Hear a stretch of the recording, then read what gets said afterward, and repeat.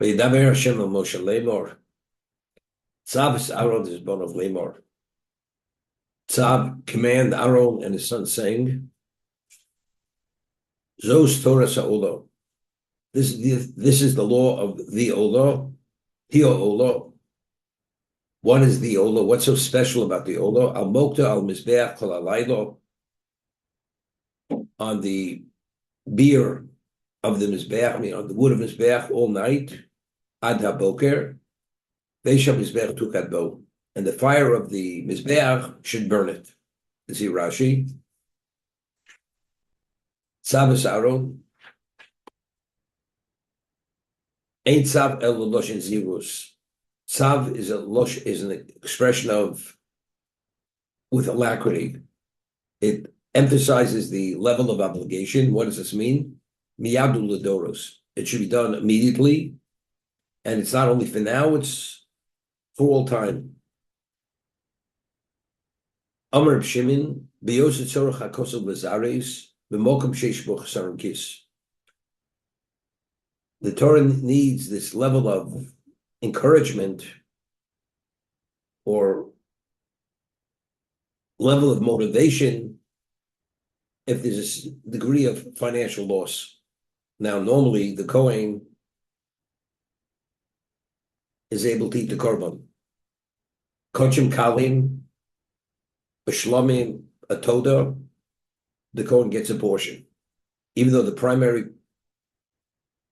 part of the animal is eaten by the owner, or he's the one who has a right to determine, dictate who should eat it, but a certain portion goes to the Kohen. The chozet, the shok, kochi kadoshim, chatos osham, sin offering, the guilt offering, the mint offering, who eats it? Only the Kohen. So there's an incentive for him to be involved because he has a tremendous level of compensation. Besides doing the mitzvah, financially, materially, he's compensated. However, the Olah, which is a burnt offering, he gets nothing. In terms of the meat, it's burnt. The innards are burnt on the Mizbeach. Every aspect of the animal is burnt. The only thing he receives is the hide. The hide goes to the family that officiates during that week. But the majority of the animal is burnt, and it's burnt at nighttime. As it says, even at nighttime, because the Olah will discuss what the nighttime is. Makes it a point. Now, it's interesting. The Gemara tells us that a person brings a korban, slaughters it, receives the blood, transports the blood, sprinkles the blood. That's called kapara. That's atonement. The Gemara tells us, "En kapor el bedam." The essential or the primary atonement comes through the blood ritual. Let's say after you slaughter it and do the blood ritual, the meat becomes contaminated. Let's say the Olah, it's meant to be totally consumed on the Mizbeach. It becomes contaminated. After you sprinkle the blood, the person is fully atoned. It's not the ultimate, but it's valid. The person has atonement. Because ein kapor el b'dam. Kapor is only through the blood ritual. The burning of the animal, that makes it a more complete mitzvah. But the primary kapora, atonement, comes through the blood. So what do you do with what remains? You burn it on the Mizbeach. Until when could you burn it on the Mizbeach, put it on the Mizbeach to be consumed by the fire? Until morning. Until Amon Hashach, till dawn. If it's not put on the Mizbeach before dawn, it becomes invalidated with, it's called noser. It's left over. It's reached, it expires. You cannot put it on the Mizbeach any longer. But let's say you put it on the Mizbeach, and it's on the Mizbeach, and the fire hasn't yet consumed it. It's not invalidated with noser, because it's already been put on the Mizbeach. The law of noser is only if it's off the Mizbeach. If it's on the Mizbeach, it's not subject to noser, to expiration, because it already was put there. It's in the location where it's meant to be consumed by the fire. But the blood ritual can only be done during the daytime. And the Torah makes it a point that since over here the Kohen has no benefit other than the hide, but the consumption is not available to the Kohen. Therefore, you need an expression of Tzav, zirus, alacrity. You need this additional level of motivation, understanding the importance of doing it. You must do it. The Gemara tells us that Kohanim ochlim ubalim miskaprim. It says when you bring a korban, it says Asher kupar bohem. Through the consumption of the Kohen, the one who brings the korban is atoned. Kohane, and the words of the Gemara are Kohanim ochlim, when the Kohen consume the korban through eating, balim miskaprim. The one who brings the korban has kapora, has atonement. But as I said, the primary atonement is what is the sprinkling of the blood. But since over here they receive nothing of the meat, because the meat has to be burnt in its totality other than the hide, therefore they need this level of motivation. They have to be incentivized. The incentivized means it's important, it has to be brought. Now, what's the concept? Why the blood ritual can only be done before Shkia? The Mishnah tells us that, let's say the Kohen received the blood, and it's in the ministering vessel, he's about to take to the Mizbeach, and all of a sudden, sundown comes, Shkia comes. He can no longer sprinkle the blood.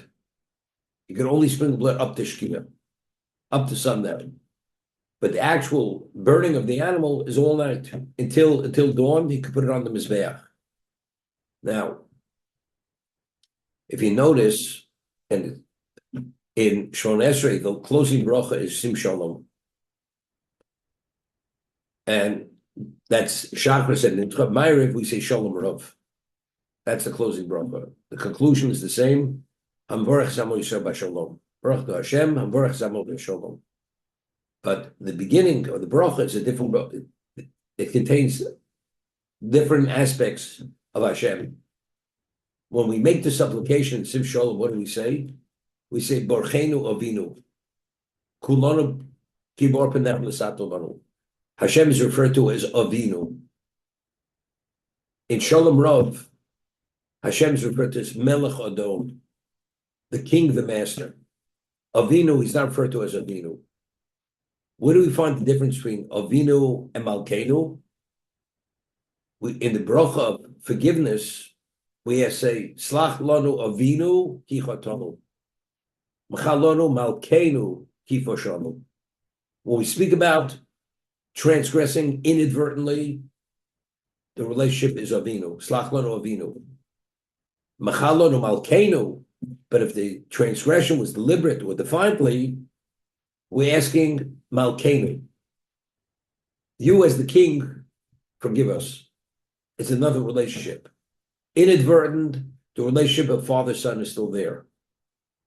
But if you transgress deliberately, knowing you're going against the will of Hashem, then the intimacy, the warmth of father-son relationship is not there. Now it's arm's length, it's Malkeinu. Therefore we say, Slach lanu Avinu, ki chatonu, chatonu is inadvertent, Machalonu Malkeinu ki foshanu. He's Melech. It's cited in Svarim that the daytime is Midas HaRachmim. Nighttime is Midas Adin. Midas Adin, nighttime is ominous. The Gemara tells us, Al Yitzi Od Michidi Balayla.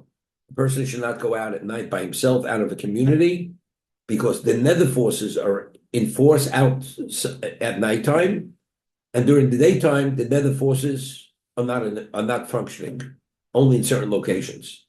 So the Ramchal, in the Derech Hashem, the way of God, explains that in existence, there's a balance. There's a balance. You have a representation of positive and you have a representation of negative. The nether forces represent the impure forces in existence, which is the counterbalance to Kedusha. Except, however, the human being, if he'd be exposed to these nether forces continuously, the person wouldn't have a chance to survive, spiritually speaking, and even physically, you could be harmed by these forces. So since the human being at nighttime sleeps, and you're really confined to your community and to your home, Therefore, Hashem says, since they have to exist, that their domain is the nighttime domain. Or their domain is an area which mankind doesn't live, in the desert, uninhabited locations. But a community where people live, the other forces are not there. It's only nighttime where people are pretty much in their homes. They're protected. They're not exposed to the other forces. I'm just explaining you the Ramchal. Morning comes, he says, we find that most people, when the people do their bodily functions, they do it in the morning when they wake up. What is that? The feces, the impurity, the toxins of the body are expelled in the morning. Identically, he says, I'm quoting the Ramchal, when morning comes, night is the nether forces. The world is totally overwhelmed with these forces. As sunrise comes, it sweeps out all these nether forces, and now there's place for Kedusha in the world. There's dawn, sunrise, and that's the reason why at this time we say at sunrise, we say acknowledge, we say Shema Yisrael Hashem, we accept the dominion of Hashem at that moment. According to Ramchal. So the daytime period is Midas HaRachmim, the nighttime period is the Midas Adin, is the attribute of justice. And only because there's no Rachmim, therefore a person could be subject to harm of the nether forces. So during the daytime we say Sim Shalom Barchenu Avinu Kulonu Ker Perdecho. The relationship is father-son. That's Midas HaRachmim. Nighttime, which is, again, it's the domain of the nether forces, it's not Midas HaRachmim, it's Midas Adin. Therefore, we say Melech Adon L'Chol Shalom. He's the king, the master of peace. That's the way he's referred to. The concept of korban is korban Hashem, that you're able to bring a korban for atonement, and we said in kapara we need atonement continuously at various levels. Even as we discussed last week for mitzvos aseh, you need, even though tshuva itself fully puts the person in good standing, but you're not fully reinstated until you bring the Olah. The Olah or mitzvos mavanit aseh, even though you corrected the losas, a person steals, returns the stolen item, you're not in the good graces of the king until you bring the gift. The Olah is the gift. So you still need a level of kapora. The concept of kapora is only within the context of Midas HaRachmim. Daytime is Midas HaRachmim. Therefore, that you bring, the blood ritual has to be during the daytime. Ein kapora l'bedam. The primary atonement is blood. The burning of the remains of the animal, that only completes it. But the main primary atonement, which is the reinstatement, is what is the blood ritual. That's why sprinkle the blood has to be done before dawn, before sundown, before shiur, and the burning could be done even at nighttime. Okay? For instance, Yud Gimel Midas HaRachmim, which is the ultimate level that activates Midas HaRachmim on a very advanced level, it should not be said before Chatzos HaLayla. Before midnight, one doesn't say Yud Gimel Midas HaRachmim. There's a whole discussion halachically. Slichos, one does not say slichos before Chatzos. Like during Elul, we sing slichos right before Rosh Hashanah.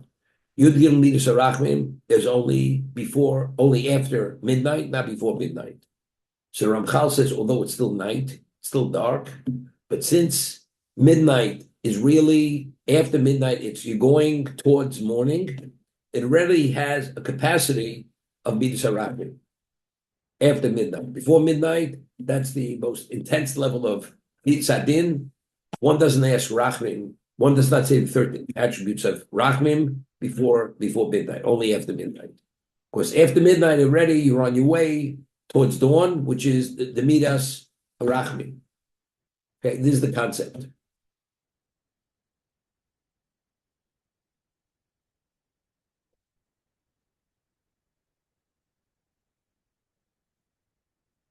So is Torah Olah.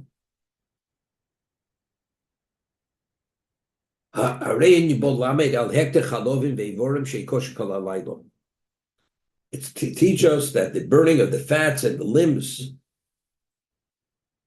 is valid throughout the night, even though it's nighttime, which I said the blood ritual has no relevance to the night. We had mentioned that Bezdin, a court, is only permitted to convene during the daytime. At nighttime, the court does not convene. Again, meaning, and it's based on the pasuk. It says biyom hanchilo, it's bonov biyom lo b'laylo. During the daytime, the court convenes. At nighttime, they don't convene. Nighttime, one doesn't convene. What's nighttime again? It's the same idea. The Gemara tells us that a judge has to be impartial. Has to be impartial. If there's any conflict and he sways either way, it's not valid. And we said, Elohim Nitzav D'Askel, Hashem convenes together with the court to give them that level of clarity. The only time the court merits that level of relationship, that they have clarity, is only during the daytime period, not the nighttime period.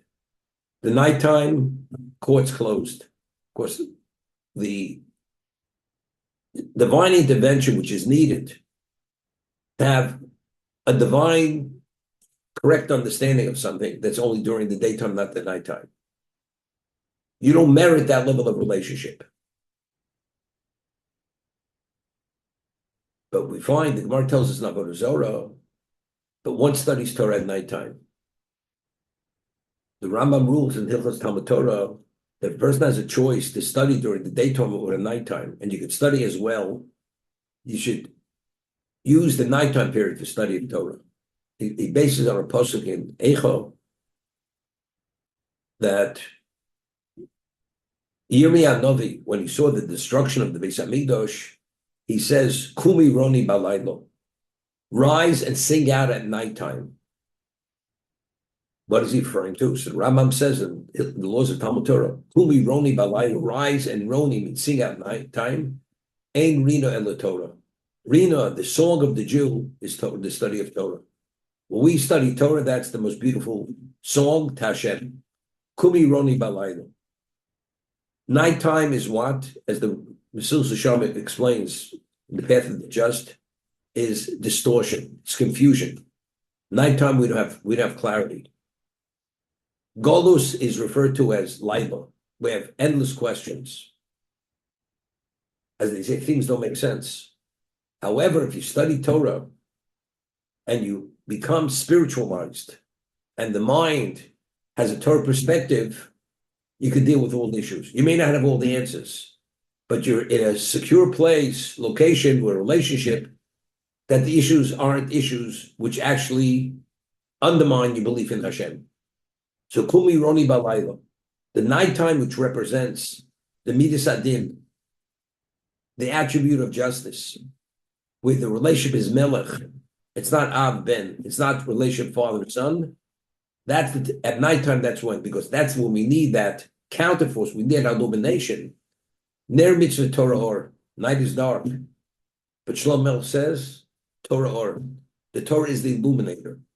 It illuminates. Despite the physical darkness or the distortions of night, if you have Torah, it's Torah or. You're illuminated, elucidates. It gives us a sense of truth, of understanding, of stability and confidence. That's the idea.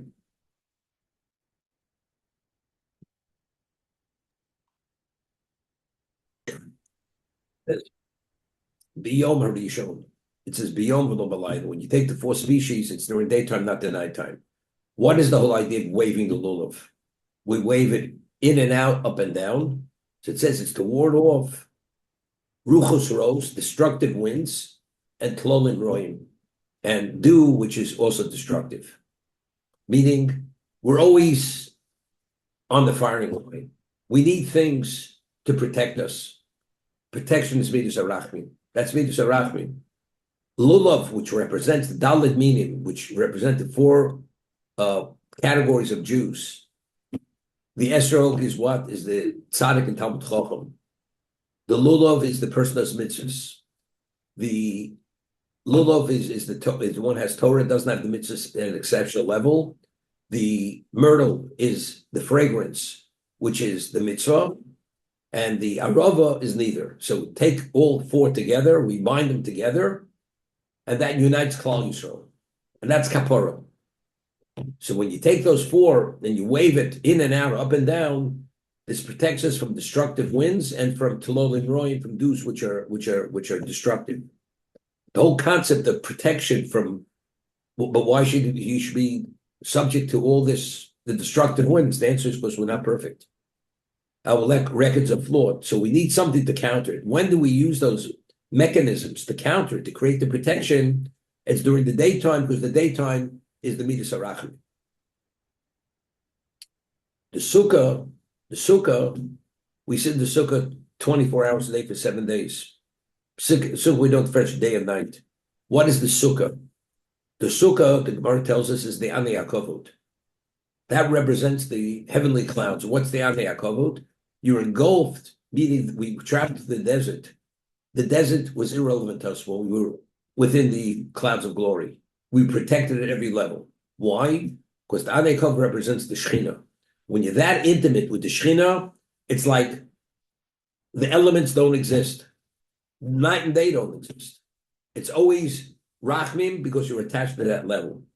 We had mentioned that as long as Yaakov was in Egypt, we were not subject to the bondage. But Egypt represents the most negative level of impurity. It's the antithesis of Kedusha. The question, who's it? Yaakov. Yaakov had the most intimate relation with Hashem. As we said, from the time he was on Har Moriah, from that time when he had the Nevuah, Hashem says, you don't need the protection of a malach because you're so bound up in me. Wherever you are, I'm with you. Therefore, it deflected any level of negativity, anything which was contrary to spirituality was immediately deflected. He was able to create, as I mentioned yesterday, that spiritual cocoon that nothing could penetrate it. When he was in Choron, when he had his family, or when he went to Egypt, it was all the same. So sukkahs, which were engulfed in the Anei HaKavod, which the sukkah represents, the clouds of glory, it's day and night, even at nighttime.